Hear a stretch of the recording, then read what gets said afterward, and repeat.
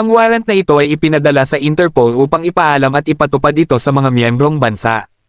Obligasyon ng bansa, ayon kay Presidential Communications Office Undersecretary Claire Castro, obligadong makipagtulungan ang Pilipinas kung hihingi ang Interpol ng kinakailangang tulong para sa pag-aresto. Ito ay nagpapakita na kahit hindi pa miyembro ang Pilipinas ng ICC, may responsibilidad pa rin itong sundin ang mga utos mula sa Interpol.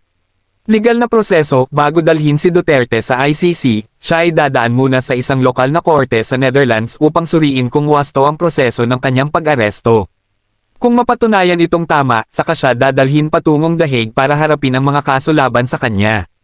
Conclusion. Sa kabuuan, ang pagkakasangkot ng Interpol ay nagpapakita ng kanilang mahalagang papel bilang tagapag-ugnay at tagapamagitan upang matiyak na ang mga international warrants of arrest ay maipatupad ng maayos at ayon sa batas.